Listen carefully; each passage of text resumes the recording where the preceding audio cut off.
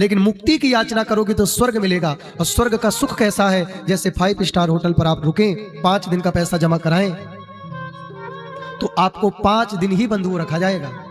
लेकिन जैसे आपका 24 आवर्स पूर्ण होगा तो वहां का वेटर आ जाएगा, श्रीमान जी आपके पैसे पूरे हो गए हैं, या तो आप नया पैसा जमा कराइए या तो फिर आप चेकआउट कराइए। आप जा सकते हैं, यू कैन गो, आप जाइए, अब आप जा सकते हैं, ऐसा सम्मान निकलिए।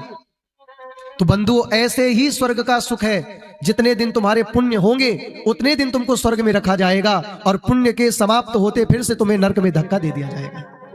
और बार बार हम यही तो करते थे, मुक्ति की याचना करते थे, स्वर्ग मिल जाता था, लेकिन जैसे हमारे पुण्यों का भोग स्वर्ग में हम कर लेते थे, फिर से स्वर्ग लोक के देवता हमें मृत्यु लोक में धक्का दे देते थे। लेकिन अब हम मुक्ति नहीं चाहेंगे, हम भक्ति चाहेंगे, क्योंकि भक्ति मिल गई तो मुक्ति दासीम ददौ तुभ्यम। भक्ति की तो दासी मुक्ति है, जिसे भक्ति मिल जाती है तो मुक्ति तो उसकी दासी बन के पीछे पीछे भैया टुक टुक करके घूमती है। इसलिए सुखदेव स्वामी कहते हैं, परीक्षित तुम सामान्य श्रोता नहीं हो।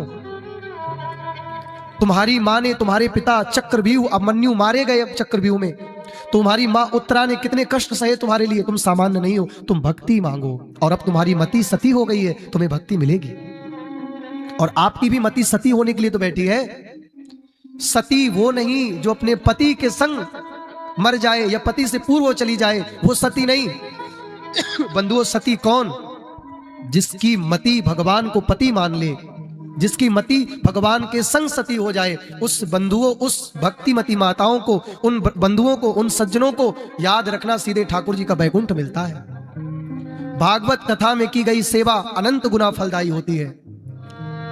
और ऐसे माघ के महीने में किया गया उपकार अश्वमेध यज्ञ के समान पुण्यदायी होता है बंधुओं।